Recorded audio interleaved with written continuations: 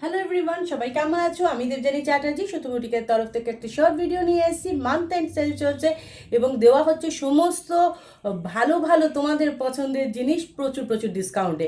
তো সেরকমই একটা টু পিস নিয়ে এসেছি। 3/4 স্লিভস আছে, অ্যাভেলেবল সাইজ আছে 44 অ্যান্ড 46।